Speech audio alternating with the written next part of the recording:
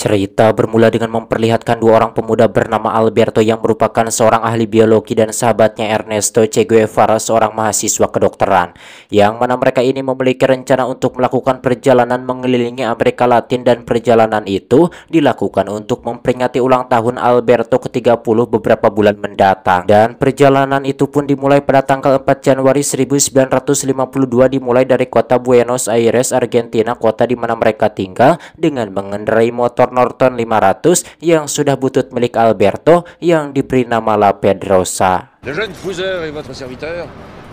Arrêtez. Portez-vous bien.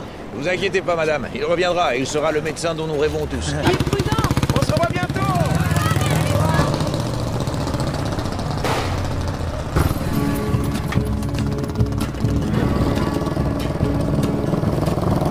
Pada tanggal 13 Januari 1952 mereka sampai di kota Miramar, 601 km dari Buenos Aires. Meskipun di tengah jalan motor bututnya sempat ngagiol sehingga mereka nyungsep. Bordel de merde, qu'est-ce qu'il fout sur ma moto, ce club? Bonjour. Bonjour. Kemudian di sana mereka pun bertemu dengan Cicina, pacar Ernesto, dan beristirahat di sana.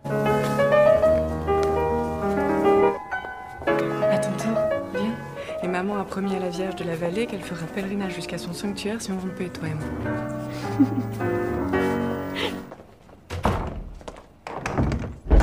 Setelah 6 hari di Miramar, dua sahabat itu kembali melanjutkan perjalanan, dan sebelum berangkat Cicina tak lupa memberikan bekal sejumlah uang untuk Ernesto. Ernesto dan Alberto pun kemudian berangkat, dan di tengah perjalanan mereka mulai menemukan berbagai tantangan seperti jalan yang terjal, hingga mereka harus kehilangan tenda untuk berlindung karena tertiup angin yang cukup kencang.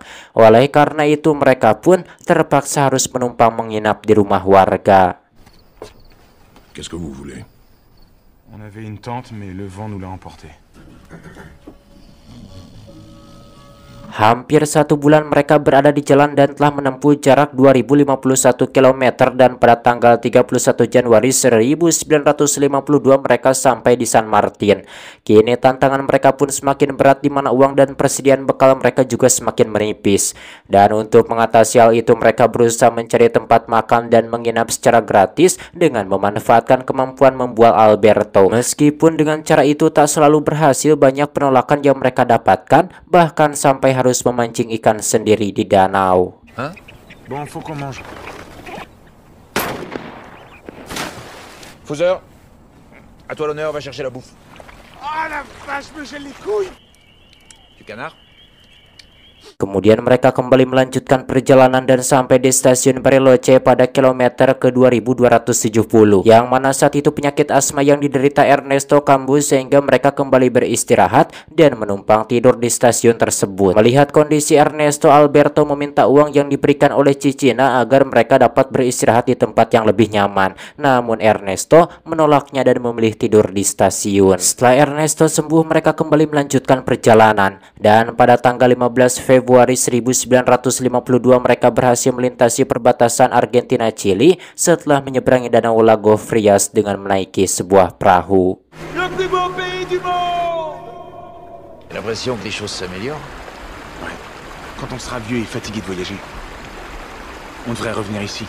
Di Chili tantangan mereka tak kalah hebat, di mana mereka harus berjuang menghadapi musim dingin dengan salju yang lebat membuat perjalanan mereka terhambat sehingga mengalami kecelakaan karena tergelincir salju.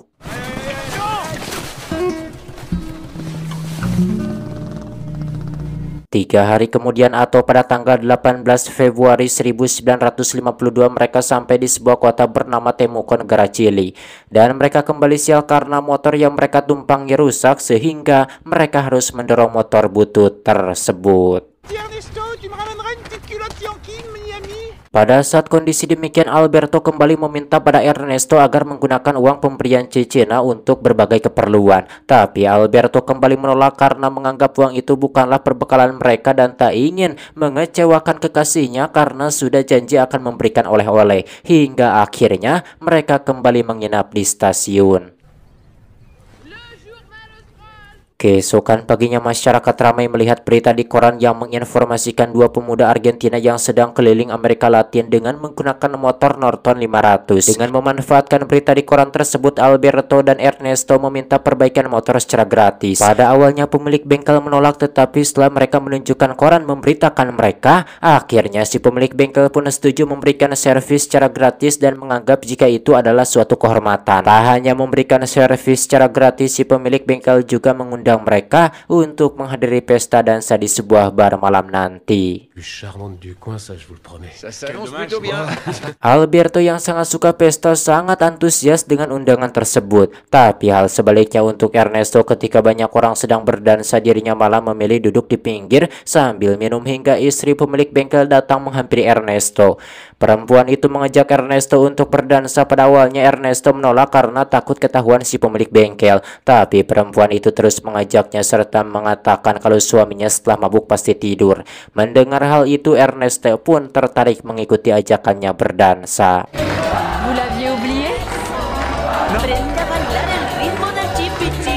Kemudian si tante itu yang sudah gatal mengajak pergi keluar untuk empludan, namun mereka keburu ketahuan oleh teman si pemilik bengkel. Si tante yang sadar hal itu membatalkan niatnya, tapi Ernesto yang sudah kadung tertarik memaksa si tante itu hingga terjadi keributan. Kemudian mereka pun dikejar-kejar orang satu bar dan beruntungnya mereka berhasil lolos setelah masuk garasi lalu kabur dengan motor yang telah diperbaiki. Ernesto terus memacu motor mereka hingga siang hari, tapi halangan mereka masih ada, yang mana di tengah jalan motor mereka oleng dan menabrak sapi yang ada di jalan.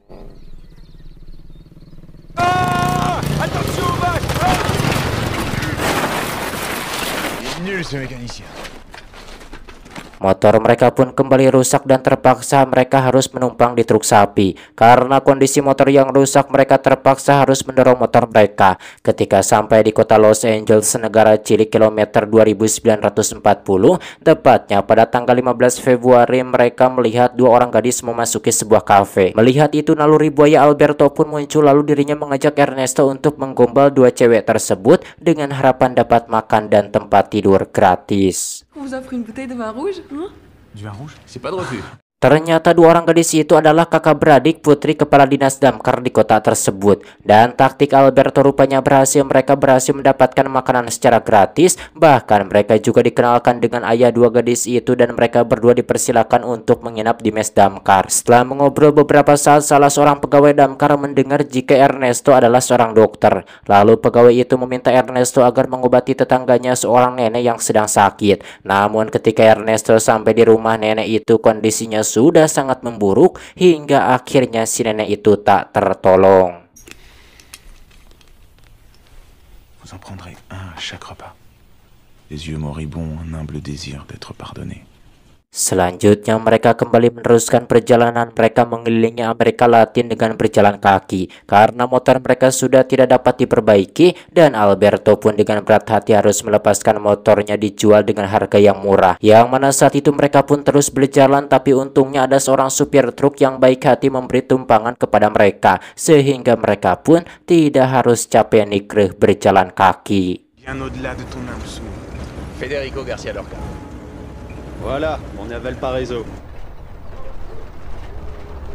Pada tanggal 7 Maret mereka sampai di kota Valparaiso, yang mana di kota tersebut Ernesto mengecek wesel dan dirinya kembali mendapatkan wesel dari Cicina yang berupa surat dan juga uang. Setelah itu mereka kembali berjalan kaki untuk meneruskan perjalanan.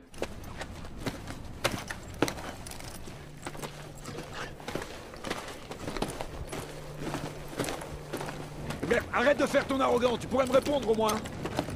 On fait la course maintenant? Ketika melintasi padang Atacama, mereka bertemu sepasang kekasih yang sedang menuju ke pertambangan untuk mencari kerja, di mana pasangan kekasih itu mengatakan jika mereka harus mencari pekerjaan karena tanah dan rumah milik mereka dirampas oleh pemerintah yang diktator, di mana mereka dipaksa pergi dari tanahnya sendiri, meninggalkan leluhur dan saudara mereka. Tenez, prenez-la. Merci. Vous pouvez la garder. Et grâce à eux, je me suis senti plus proche de l'espèce humaine. Ils nous ont parlé de camarades disparus dans des circonstances mystérieuses. Dan kekesalan Ernesto pun semakin memuncak ketika dirinya melihat di pertambangan para pekerja diperlakukan tidak manusiawi. Vous voyez pas que ces gens ont soif? Putain, vous pourriez au moins leur donner à boire, non? Fils de pute! Hal serupa juga Ernesto dan Alberto temukan di negara Peru, di mana banyak para petani yang tanahnya dirampas oleh pemerintah yang diktator dan para kaum kapitalis di sana, di mana mereka juga tak bisa menikmati panen dari hasil garapan mereka sendiri karena hasilnya juga dirampas. On était tellement fatigués, maman. C'est pas humainement possible. Pada tanggal 2 April di kilometer 6932 mereka sampai di kota Cusco, Peru, tempat kebudayaan suku Inca yang dikenal sangat tinggi. Namun mereka harus terpinggirkan karena adanya pemerintah yang sewenang-wenang. On tient comme ça. Merci. Alpaïn Sanchez. J'avais commencé à exploiter à l'open terre. Et je trouve ça vraiment injuste. Ouais, maintenant que vous l'avez mis en Tu valeur. sais, on s'entraide, on travaille ensemble, on s'épaule. Di sana Alberto dan Ernesto semakin kagum ketika melihat hasil karya suku Inca, dan berdasarkan berbagai persoalan yang menimpa warga Amerika Latin itulah mereka memikirkan untuk mengadakan revolusi guna memberi kehidupan yang lebih layak pada warga di Amerika Latin. Capable de construire ceci.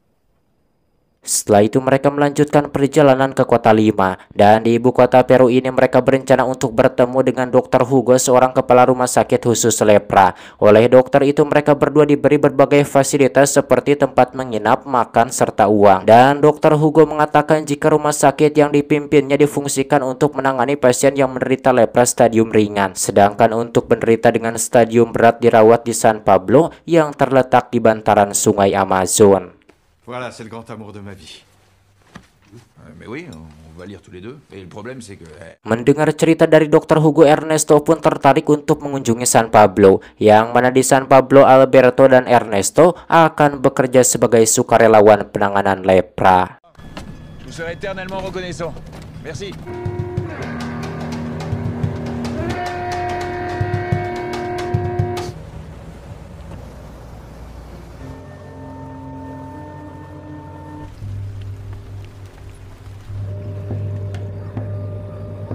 Sesampainya di sana mereka pun mendatangi kantor kesehatan, kemudian Dr. Bresciani mengajak mereka ke seberang sungai Amazon untuk mengunjungi para pasien lepra stadium berat. S'il n'y a aucun risque, alors c'est purement symbolique, non?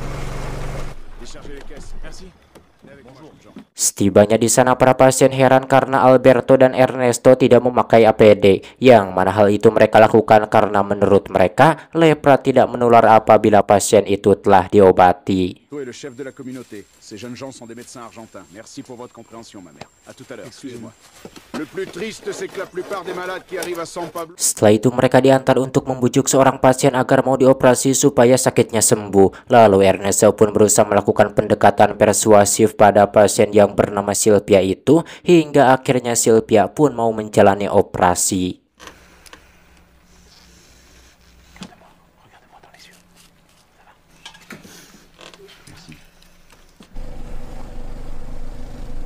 Dan ketika mereka berdua sedang beristirahat, Alberto mengatakan pada Ernesto jika dirinya ditawari untuk bekerja di rumah sakit Caracas, Venezuela oleh Dr. Hugo. Alberto mengatakan kalau dirinya ingin menerima tawaran tersebut, apalagi umurnya sudah 30 tahun. Selama berada di San Pablo, Alberto dan Ernesto melaksanakan misi kemanusiaan sebagai relawan lepra, di mana mereka merawat pasien dengan baik dan mereka juga mau berbaur dengan warga di sana, sehingga mereka mendapat simpati dari warga dan pasien di sana.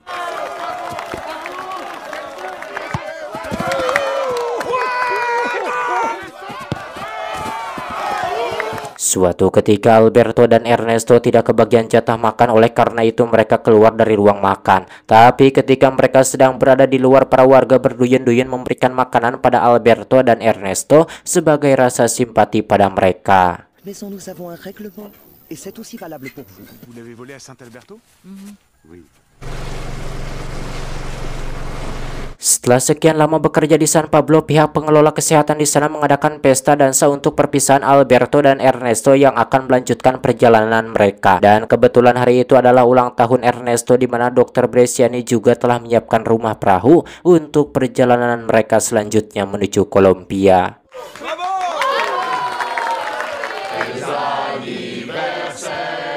Demain, vous recevrez de notre part une modeste embarcation pour poursuivre la léproserie. Non seulement vous avez été dévoué. Santé. Santé. Setelah selesai mengikuti pesta, Ernesto melihat ke seberang sungai tempat para pasien dirawat dan dirinya ingin ke tempat itu lagi untuk berpamitan pada pasien. Kemudian dirinya pun nekat berenang menyeberangi sungai Amazon sendirian tanpa menggunakan alat bantu apapun. Alberto yang melihat aksi Ernesto hanya bisa berteriak yang memancing orang-orang yang ada di pesta keluar dan ikut meneriaki Ernesto agar kembali. Namun Ernesto tetap menyeberang, di mana teriakan itu juga memancing pada warga yang berada di seberang sungai. Dan setelah hampir selesai di seberang sungai, para warga pun menggendong Ernesto ke daratan.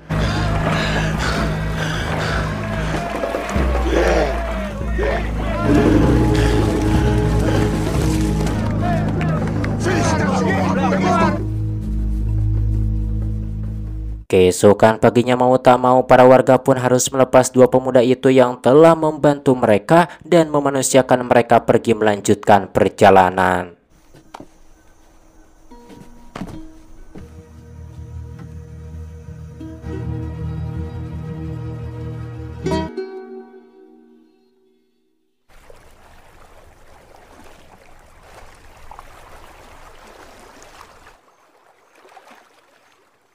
Akhirnya pada tanggal 26 Juli 1952 mereka sampai di kota Caracas, ibu kota Venezuela. Yang mana di kota itu dua sahabat ini harus berpisah karena Alberto akan berkarir di sana, sedangkan Ernesto harus menyelesaikan pendidikan dokternya di Buenos Aires.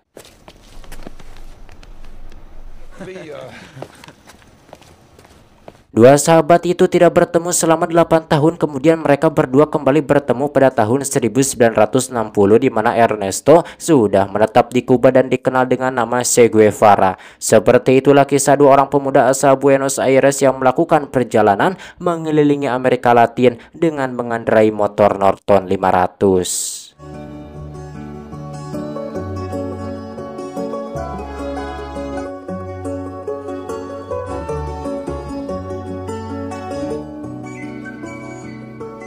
Tamat ending yang sangat mempersahabatkan, memanusia-manusiakan, mengerelawankan, pokoknya mengharukan sekali. Apakah setelah menonton film ini Anda jadi ingin berpetualang melintasi kota dengan menggunakan motor tua kesayangan Anda? Jadi silahkan saja tulis di kolom komentar. Dan menurut saya juga ingin melakukan hal seperti itu. Wah, kayaknya asik sekali gitu. Dan macam mana menurut teman-teman semua tentang film ini? Oke, akhirnya saja saya Boy pamit dari ruang dengar Anda. Sampai berjumpa kembali di video selanjutnya. Waduh, ada hantu. Terasa udah zuhur.